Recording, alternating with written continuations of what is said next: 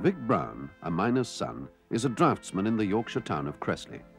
He has nervously started to date Ingrid Rothwell, a typist at the engineering firm where he works, and a girl he's fancied for a long time.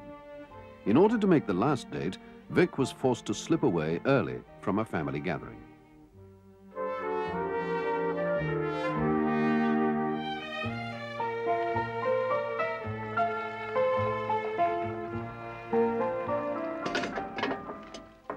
I don't know what David thought you, I'm sure. Getting invited for your tea and then sloping off like that. Did he say anything? Oh, he's too well-mannered for that. You could learn a lesson or two from him on how to behave yourself. I told our Christian now. She said it was okay. Well, our Christina stick up for you, she always did. Besides, she couldn't very well keep you there if you said you was going out. Look, I was invited to tea at my own sister's, not Buckingham Palace, to tea. It didn't mean I had to stay till supper time. Well, I don't know where you had to go that was that important. I had a date. With the lass? Yeah. You'd known for over a fortnight you were going to our Christine's. I was supposed to meet her Saturday night, but there was a mix-up. I thought you said you went out with a mate of yours on Saturday night. I did. I told you there was a mix-up. Oh, it's all mixed up to me. All in the corner work. Do I know her, this lass? No. Oh, I suppose you'll tell me what you want me to know about her in your own good time.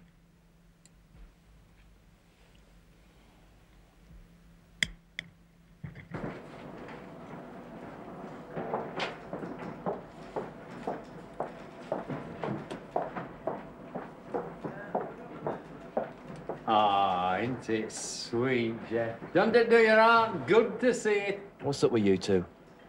Oh, come off it, young Brownie. We all know you're doing a bit for our Miss Rothwell, the siren of the typing pool. Why don't you mind your own business?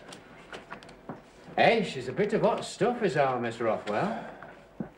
Out of your class, I'd say. You better leave her for the men. You know what her nickname is, don't you? What they call her? Well, they call her the praying mantis. Oh, you know what a praying mantis is, don't you? Well, it's an insect, something like a big grasshopper. And the female eats the male while they're actually on job together, just gobbles him up bit by bit. And you guess which bit she leaves till last? That's a bloody rotten thing to say, Conroy. Why don't you mind your own business, you mucky-minded swine? I say that again, you young sod, and I'll... Conroy.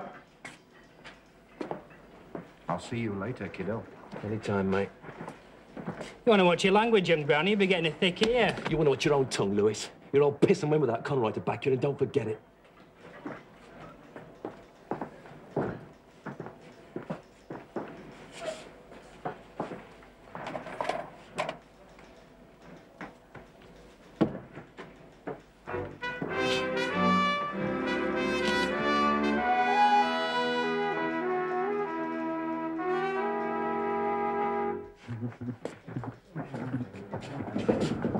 Absolutely charming chap. Couldn't have made me more welcome. He sat me down, gave me a whiskey, and asked for my candid opinion of his performance. Of course, I told him that my acquaintance with the Mozart canon... The what canon? The Mozart canon, the whole body of his work. Oh, I see. Yes. What's wrong? Oh, yes, very funny. Very funny indeed.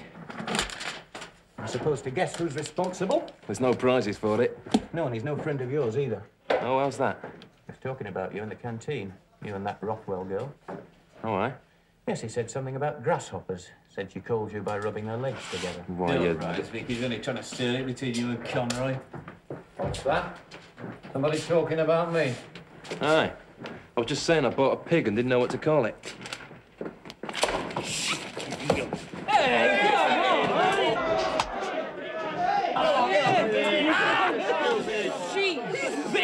He's bitten him in the cock. What's going on here? I said, what's going on? Just a bit of elecking about, Mr. Hassett. Well, I don't want any more of it, understand? Get up, Conroy. You'll have to wait. What did you say? I said you'll have to wait. Wait. Get up when I tell you to. I won't have this office turned into a monkey house. You come here to work and get the job done. And if you don't like the arrangement, you can take your hook somewhere else. You're old enough to know better, Conroy, and set an example to the others. As for you, Brian, I'm not sure. You better get your ideas straightened out and look to your work if you want to stay with us. I don't know what you were scrapping about, and I don't want to know. But don't let me see any more of it. Oh, give it a rest, man. What was that? I've got one pain and I don't want headache to go with it. Don't you talk back to me, Conroy. If you don't like the way this office is run, you know what you can do. Now get back to work. All of you.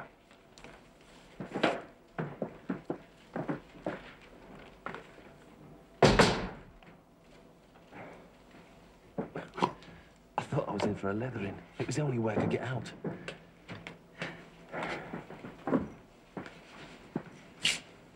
Are you all right, Conroy? Piss off a minute, will you?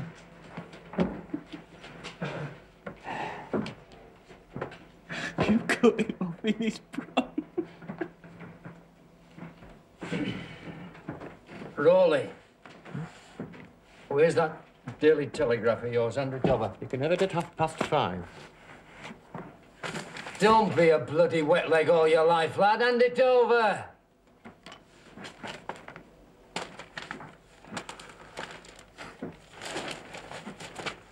Situation vacant.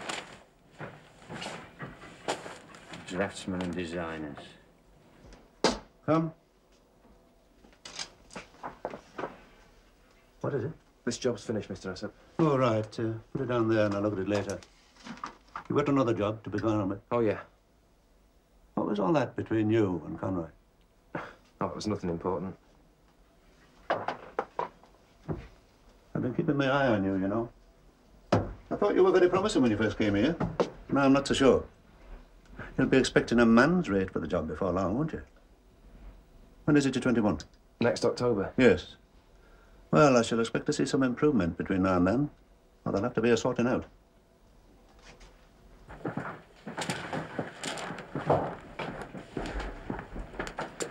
Hassep's watching you and he's in a bad mood. I don't give a damn. The trouble with you, young Brownie, is you knuckle under too easy.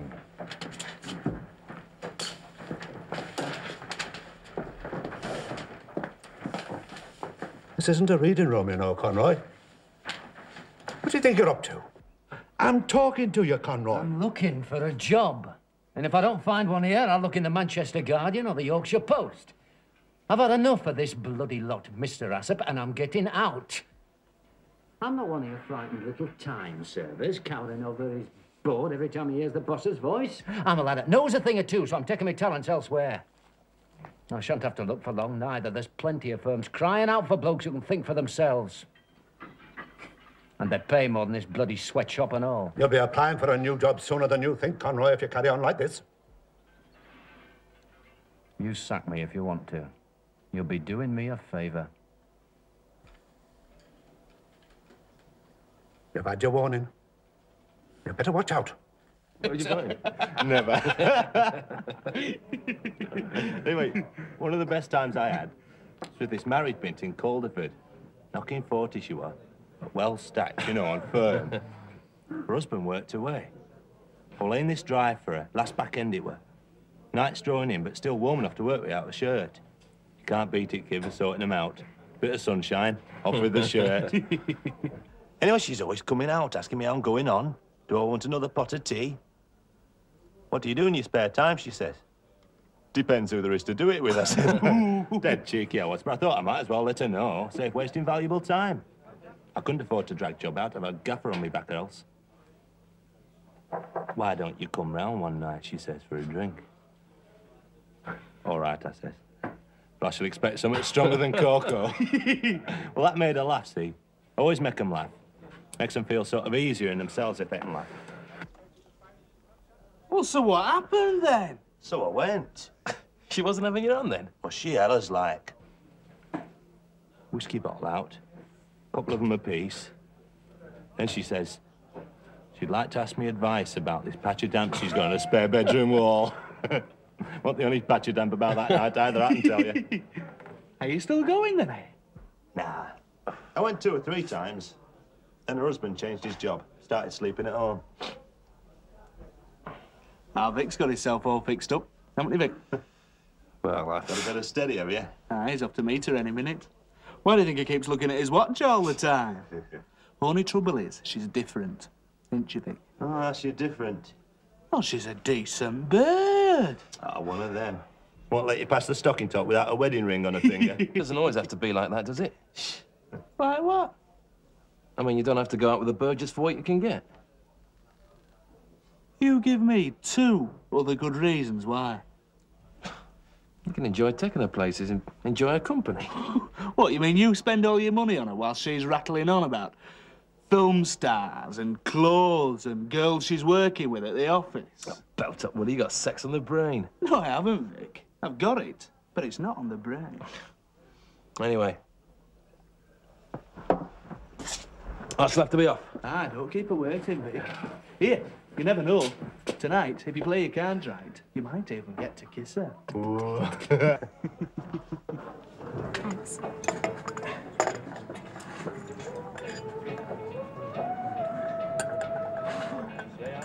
He's in my line of business then, is he, your dad? Something similar. He works for this big engineering firm near Manchester. He has to travel a lot, even abroad sometimes. He's really hardly ever at home. Mother says it's like being married to a sailor. Then again, she says it has its good side because you don't have a chance to get fed up with husband who's away so much. They're like a proper couple of lovebirds when he does turn up. You think they've been married a month instead of 20 years. Of course, it'll be different for her when she's not got me for company. Be lonely for her then. Are you thinking of leaving home? I suppose I shall one day, when I get married. You're only a kid. You won't believe in your mother yet a while. Oh, look at Father Time. You've got to think about the future, haven't you? Many a girl's married and starting a family at 18. That's what my mother was always saying about our Chris before she met David. But she's quite a lot older than me, isn't she? Oh, yeah. What made her wait so long? I expect the right bloke hadn't turned up. And it's no good getting married just for the sake of it, is it? No, but it's a pity if you waste your best years just waiting. Do you think so? It's worse if you rush into things and make a mistake.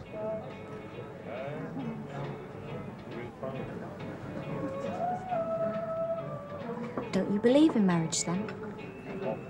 I didn't say that. I mean, it ought to be something special between two people, not just setting up house for the sake of having kids. I know men don't think about it the same way women do.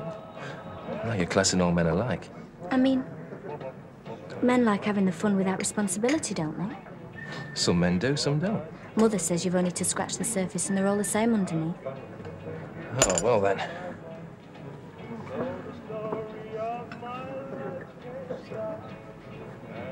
All that glistens is not gold. You what? Falsies are all the go now. Are they? This get this old bloke can't rely on anything. You know Enid Summerscales? Enid who? You know, she works in the estimating office. Oh, you mean the lass with the... Yeah, Get away. I'm telling you. You mean all the lads have been getting worked up over a couple of lumps of foam rubber? Have they? Well, It's true. has she had an operation or what? No, she's just got nothing much there. What does she do when... I mean... That's what I've wondered. At least you know that much about me, don't you? That much anyway. Stop looking at me like that or I shall blush. Do you want some more coffee? Not unless you do. Where should we go? I'm not fussy. We could just make the main feature at the Ritz. It's a cowboy, isn't it? It's a John Ford film. Why don't we just go for a walk? That's fine by me.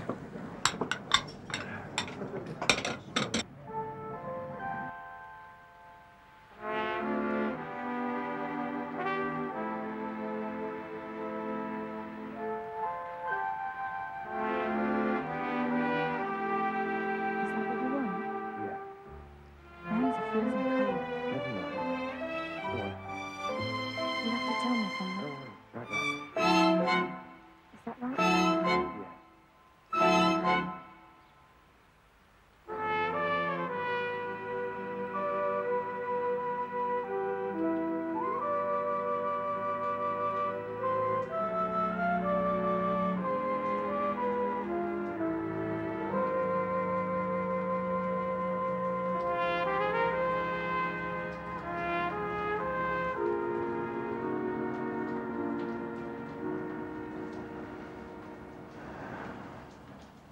You're sighing.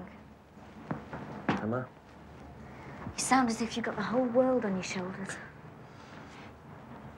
You're not sorry, are you? I mean, about just now. Why should I be? I don't know. I thought at first I thought you wanted to go all the way. Take a risk like that? People do. I'm not that daft. Have you? Ever? What? Have you ever... with anybody else? No. I just wondered. You talk as if I'm the first bloke you've ever been out with. You don't think I've been as far as that with anyone else, do you? How should I know? Well, I don't, do I? If you say you haven't, you haven't. Blasted weather. What a bloody place to live. I never knew you were so moody. Neither did I. Is it something I've said or done? No, of course not. There is something wrong, though, isn't there? I'm a bit fed up all round. I'm not very happy at work just now. Perhaps you ought to look for another job. Maybe that's it. Maybe I should move right away to Birmingham or Manchester. Would you like to do that? Move away from Cresley? I maybe have to get the right job. On the other hand, maybe it's the job I'm fed up with. Maybe I ought to have a real change. You stop in. Are you ready? We'll be in a minute. You can't see to do that, can you? I can't go home looking as if I've been dragged through a hedge.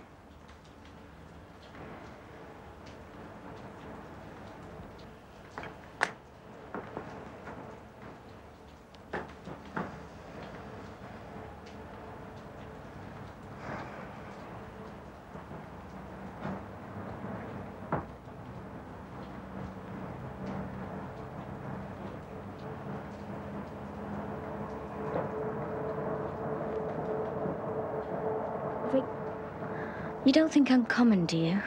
Of course I don't. Honest, Vic. You're a nice, decent lass. You see, I think it makes all the difference when you're fond of the person. Of course it does. When will I see you again? We'll both be at work tomorrow. I mean, apart from that. Well, I've started night school again now, so I shan't have as much time. But I'll let you know. You will, won't you? Come on, let's go.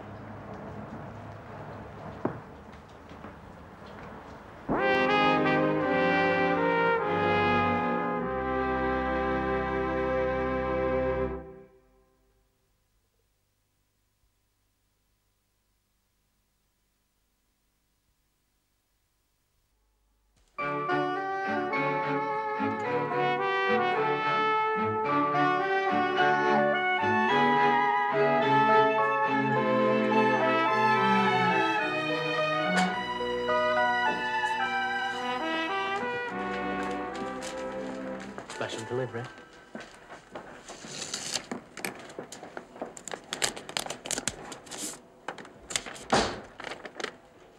Dear Vic, I was surprised to read your letter. I don't see how you going to night school makes any difference to us. I know you haven't as much free time, but that doesn't matter if you really want to see me. I thought there was something wrong the other night, and now I'm sure. If it's something I've done, I wish you'd tell me what it is.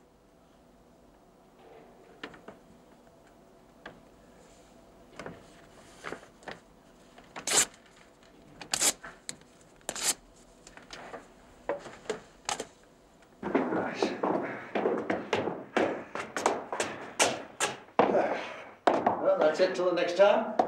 I can't say I enjoy it. I suppose it would help some poor soul in need.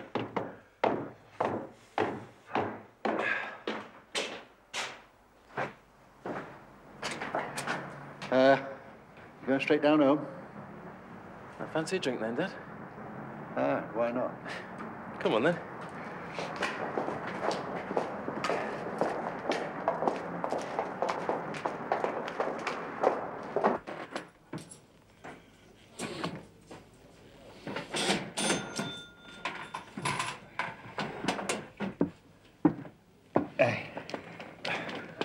Well, All the best. Cheers. What are you grinning at? Oh, nothing. Seems a nice, quiet little place, this. Do you come in here a lot, then? Well, you know. Oh, you do take a drink now and again, though, don't you? Yeah, I like a glass occasionally. As long as you don't have 6 or 7 pints and start wanting to gob everybody. That's daft. It is, lad, but there's plenty to do it. No.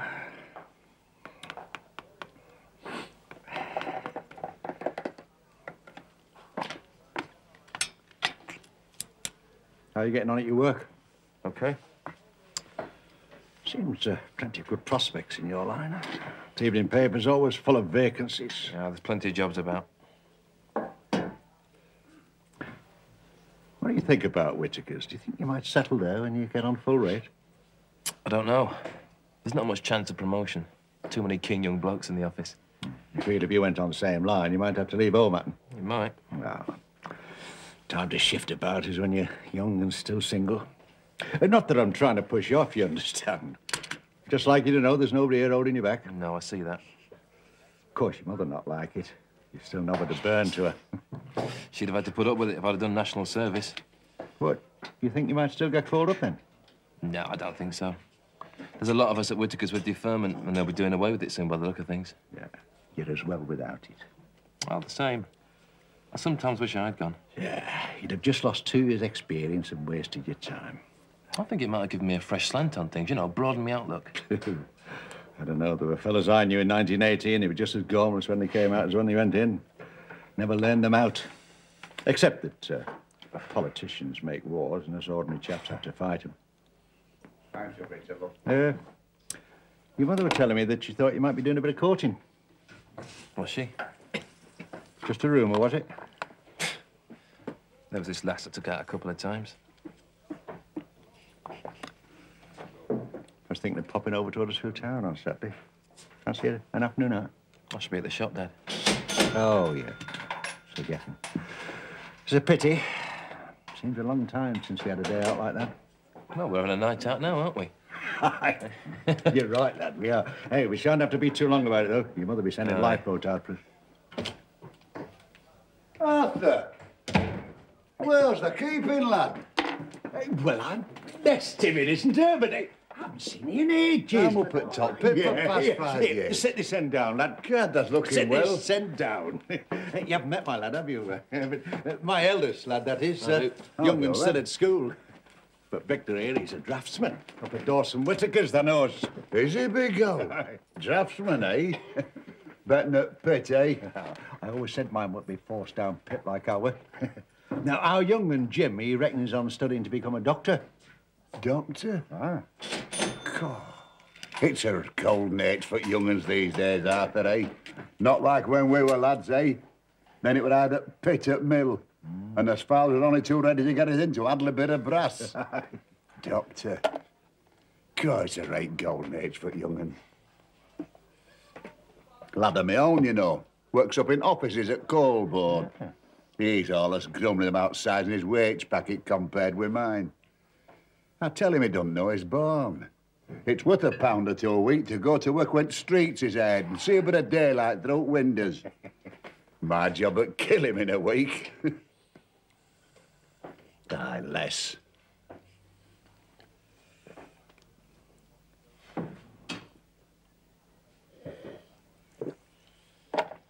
Bye, keeps a good pint of beer, does Jack.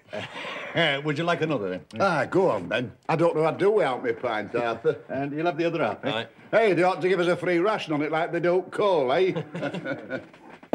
A draftsman, eh? So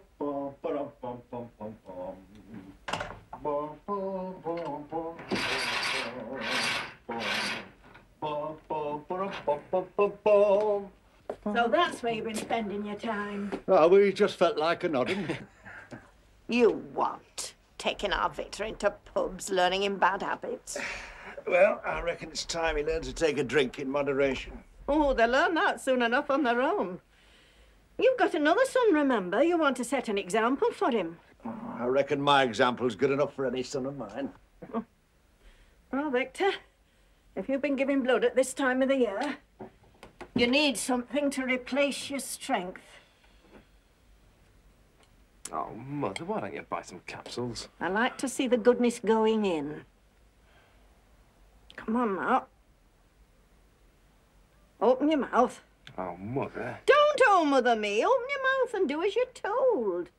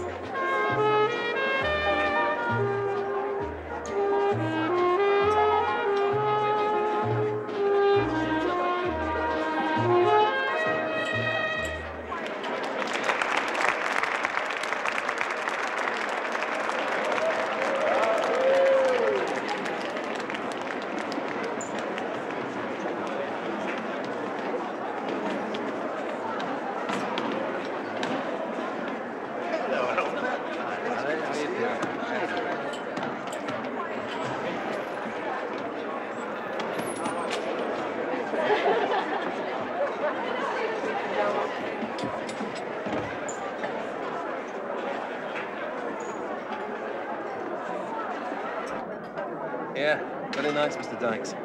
You'll be able to look at that and wonder what we're all up to while you're sitting out in your garden. 50 years. And I can remember it as if it were yesterday. Watch your back, watch your back. Come on. Walking through them gates. I wonder what we're walking into, I can tell you. I think he expects me to go.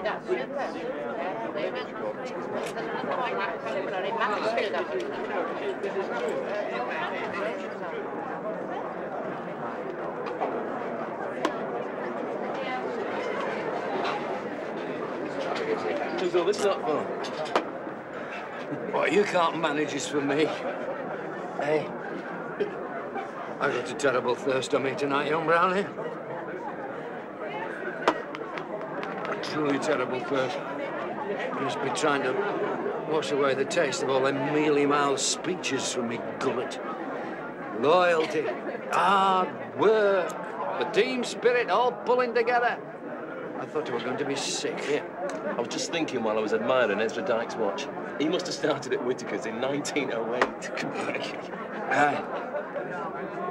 And if them watches cost 25 quid a piece, at the top side, what's loyalty work out at? 10 bob a year? And what do you think their loyalty would have been worth if the crunch had come, eh? I'll tell you, young Brownie, a pat on the head and sorry, Ezra, old friend, but times are hard. We've got to let you go. You're not going for your own half-century, then? No, bloody well I'm not. I'm going to peddle my talent for the best price going, that's what I'm going to do. You got something lined up? Oh. There are plans in the making which cannot yet be divulged. Enough said.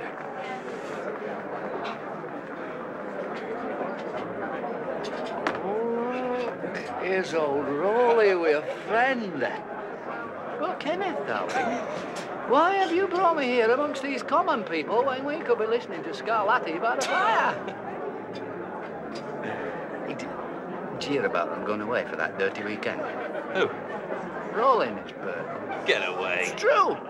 The first night, she went upstairs, and Rolly stayed down at Bart for the nightcap. And when he went up to their room, he found her lying there on the bed, stark naked, except for one long white glove. Darling, he says, you look ravishing, but why the glove? And she says, well, Kenneth, darling, I suppose I should be expected to handle the beastly thing. He's up on him, Albert. He's harmless. Is he? He's got a right to like what he wants to like, hasn't he? Just because you don't like the same thing, do you think he's some... Just because what? Oh, he's taking you in, hasn't he? He takes you all in. In the country of the blind, a one-eyed man is king. He's a bloody phony lad. He knows damn all. He goes to a symphony concert once a year and then talks about it at the top of his voice for weeks after. He doesn't read. He reads about it. He's a lousy fake, young Brownie, and I can't stand fakes. How come you know so much? Because I do read and I do listen to music. But it's not something I have to wave about as a badge of my middle-class identity. Well, I must say you've surprised me. Life's full of surprises. Anyway, you don't have to waste your time on me. Here's that bird of yours. Oh.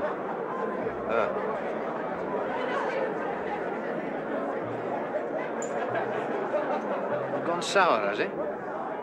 Oh. You mean you nearly castrated me for nothing? Oh, she's a nice enough lass, only. Man's a right to change his mind. Never tell me about my wife. No, you didn't. Ah, sorry. Shouldn't have said that. Tales out of school. I never even knew you were married. Yeah, well, I'm not now. If you spread it around, young Brownie, I'll knock your block off. Oh, I shan't tell. No need to worry about that. No, you're not a bad lad. There's plenty worse than you. I'd like to give you a bit of advice. Only I'm too tanked up to remember what it is. Must go shake hands with an old friend.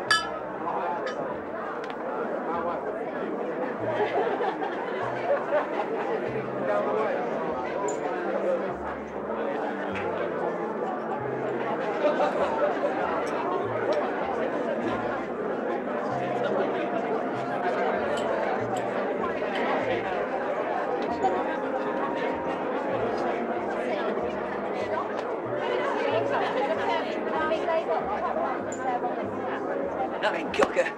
What are you moping about? Just having a quiet 2 minutes. Want a drink? I just saw Conroy on his way to the gents. I thought you were going to unzip and flash in the corridor. Drunk as a fiddler's bitch. I've just been talking to him. Funny bloke, Conroy. You noticed, have you? I mean, he knows a lot of things you wouldn't think he'd know. Fancy that. That's my little target for tonight. Who? Lashes, we ended. Pauline Lawrence. Oh. What's up? I thought you were making progress there. Well, tied a little piece like her won't go spare for long. You can please yourself, Cocker.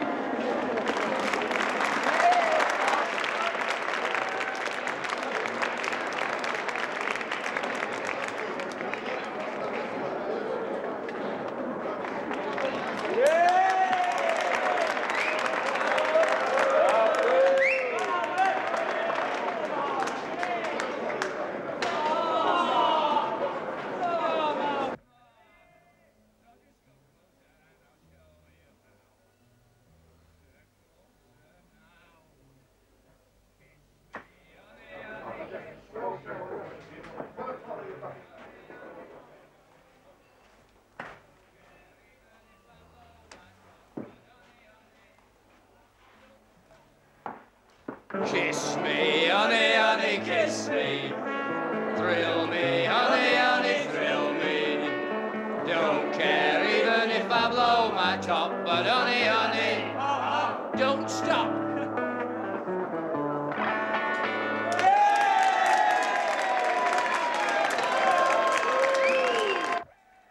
We shouldn't be in here. I know. We won't stop long.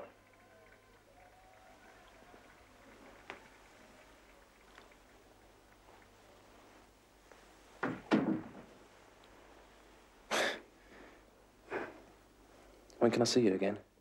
I thought you didn't want to. I do. Tomorrow. I can't tomorrow. Sunday, then. All right.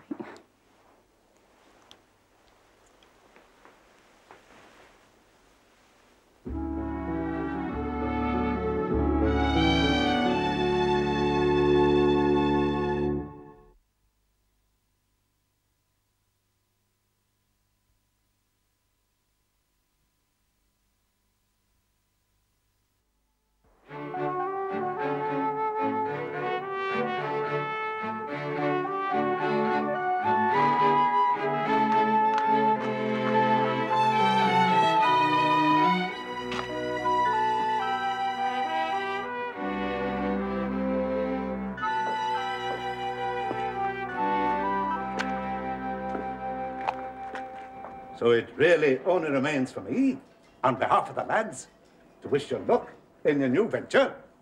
What new venture? You're only going to do the same thing somewhere else, isn't you? And to present you with this little memento, which all the lads have chipped in for.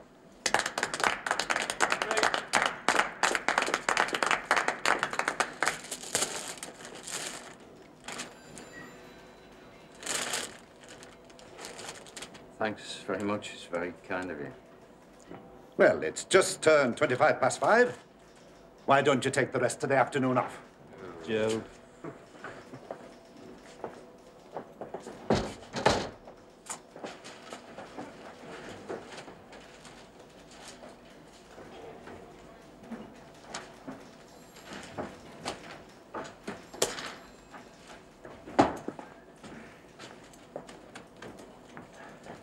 So long, then, young Brownie. So long, Conroy. All the best. Yeah, hey, watch out for the women and go easy on the beer. Do me best. That's the ticket. Oh, and remember, nil illegitimum. How's that? Nil illegitimum carborundum. Don't let the bastards grind you down. I'll watch it. See you, Albert. See you, Albert. Yeah, well.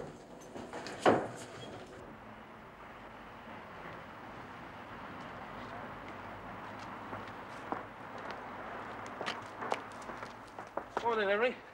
Mr. Van Eyten's not turned up. Not like him to be late. Is he badly? I don't think he was feeling too good yesterday. Well, what are we going to do? We can't stand out here all morning. There'll be customers arriving. Aye, and I've got some sets to deliver. I'd better go up and see what's doing. Want me to come? No need. I shan't be long. I'd better deliver them sets, if nothing else. And does it mean the shop will have to stay shut all day? It did last time we were badly. There was nobody else to look after it. Well, there is now. Look, Henry, tell him I can manage. He can't shut Saturday. It's his best day. Tell him we can manage, Henry. I'll see what he says.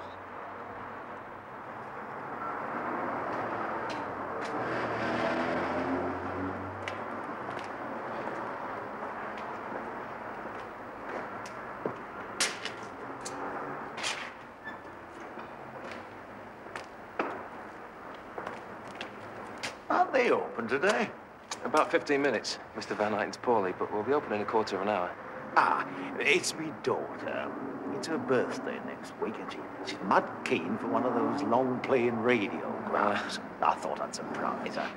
I didn't know whether to come here or go to Norton's. Their window's full of them, television sets and all. We can fix her up. We've got a large selection in the showroom. Yeah, well, I'll just walk up the road and I can call back later. If you can just hang on a minute. What does he say? He says to open up and do our best. He'll be down later on this afternoon. We've got a customer already.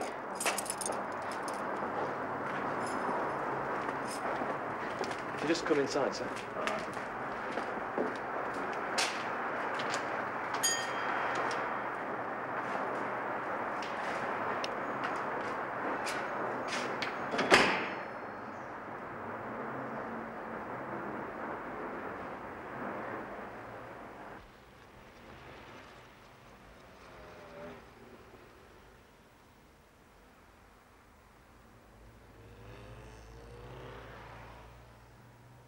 I'll just you deliver to this address next Wednesday morning. Not before, mind. I want it there on the day. We'll see to that for you, Mr. Wainwright. Leave it to us. Now, would you like details of our special terms? Oh, I can't be bothered with all that. I like to get things paid for. Now, just you check as I hand it over. 76 guineas, were they?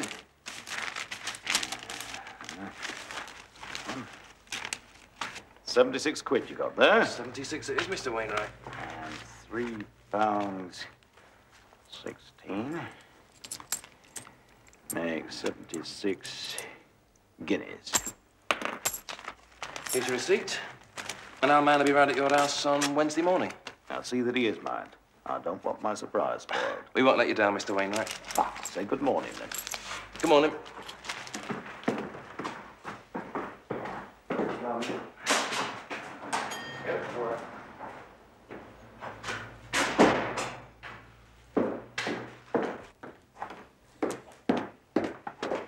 $76 guineas, Henry. Look at it. 76 lovely guineas.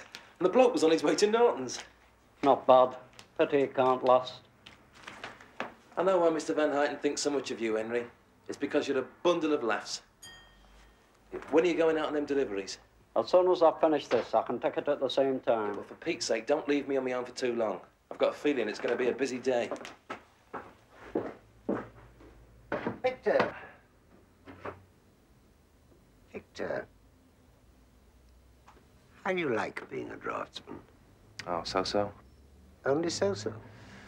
I enjoyed it well enough for the first 2 or 3 years, but now, just lately, well, I've been a bit unsettled. You don't think it's just a change of scene you need? No, I don't think it's that. I'm tired of the work. I feel I want something different altogether. And you like the shop on Saturdays? I enjoy it. It's grand. I like meeting the different people and all that. Have you ever thought of doing something like that full-time? I'll tell you the truth, Mr. Van Huyten. I don't think the money's there. In my line, 1,000 a year is not too much to hope for. More than that, even, if you get to be in charge of an office. And you hear all the time about shop assistants going to work in factories to get more money. Oh, I agree. The money isn't very good for the ordinary shop assistant. You need an interest in the business, so to speak, to make it worthwhile. I'm an old man, Victor. I have a sound business which looks as though it'll continue to prosper, despite Henry's gloomy prophecies. And there's room for expansion, but I'm past the age for striking out. Why should I? I have no living relatives. I was never fortunate enough to have children. Now, I don't want to say too much. You're still a very young man, not yet of age even. But I will say, in all honesty, that I'm very fond of you. And that I have every faith in your character and ability. You rapidly become familiar with the business, even though you only spend 1 day a week with us. Now, my immediate problem, Victor, is that I have to take on a full-time assistant. Someone I can like and trust. Someone to whom eventually, when I decide to take things more easily, I can hand over the day-to-day running of the business. Victor, what are your present wages, if I might ask? I'm on £7.10. If they come through the union rate when I'm 21, it'll be near to £10. And in the future, does it rise? Till you're 25, then it's about 14.10. After that, you fend for yourself. But like I say, there's jobs worth 1,000 a year.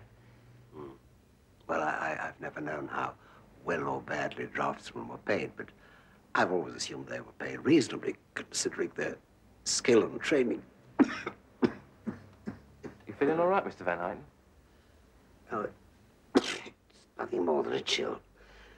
At my age, one can't afford to be careless.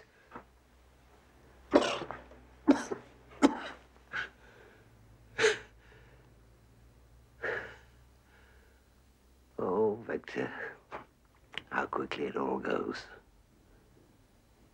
Sometimes it seems like only yesterday that your father and I were in France together. Bad times. Already there's a Second World War behind us. Well, no doubt you've followed the drift of what I've been saying. Of course, it's too early to make promises, raise hopes, but as I said, what I need immediately is someone trustworthy to come and work for me full-time. And you're offering the job to me? Correct. Now, the last thing I want is to divert you from your chosen course, but assuming that the money was, well, comparable, and that there were prospects, not next year, mind, but not too far off, when you wouldn't be just a shop assistant in a dead-end job, what would you say then, Victor? I do fancy the idea. Well, I think I better say thanks very much for the offer, Mr. Van Huyten, and can I think it over, please? That's a very reasonable answer. Now, the last thing I want is for you to rush into a decision without considering all sides. I shall have to talk it over at home as well, you see. Of course you will. Well, I think you're all right as you are. I mean, what prospects is there in a shop? Now, look, hold on. Just hold your horses. It's not like a job in just any old shop. Mr. Van Eyten thinks a lot about our Victor. Just what did he say, Victor? I mean, he didn't come out with it just like that, did he? Oh, no. He went all round the houses and how about he had no living relatives, and he wanted to sit back and put somebody else in charge. Somebody who could expand the business and take over when he retired altogether. You know how Mr. Van Eyten talks. He's a real gentleman. But there's no money in a shop, Arthur. I mean, our Victor's going to be 21 soon. He's due for a substantial rise. Oh, he talked about the money. He said he'd make that right. Yeah, but do you fancy it, though, Victor? Remember, you always wanted to be a draftsman. Remember how chuffed you were when you got that letter saying you could start at Whittaker's? I was only 16 then. I'm not sure I still want that kind of work. It's not just what Mr. Van Eyten said. It's been coming on a while. But it's a trade, Victor, and a good one. What good's a trade if you're not settled to it? You know, I right fancy working for Mr. Van Eyten, I really do. And who knows what it might lead to. Aye, who knows?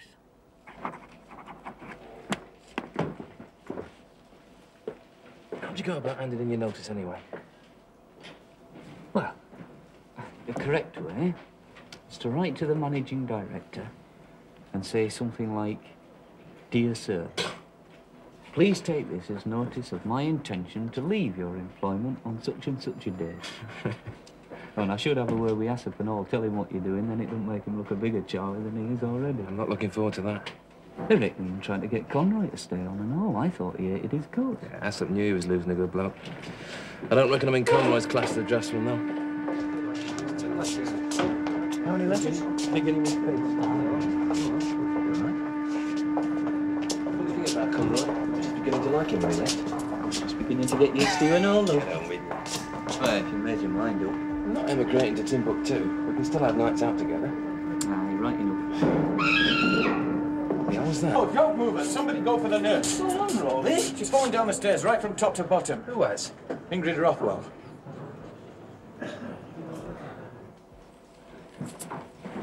I've just seen Pauline. She's up the hospital with Ingrid. Is she hurt bad? She's broken her leg. They keep her in overnight, at least. I'll write her a note and send her something by Pauline. Does she know you're leaving?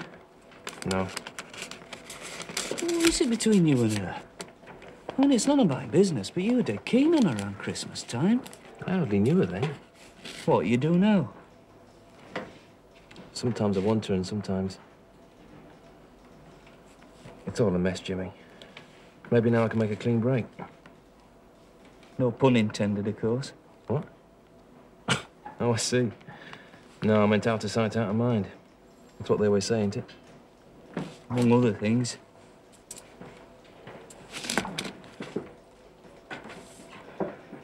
Here we go.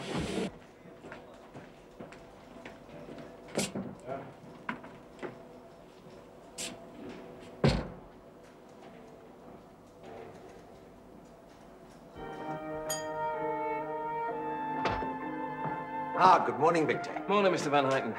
Is it usually as quiet as this on a Monday? Patience, Victor, patience. I think you'll find there's plenty for you to do. Right then, where do we start?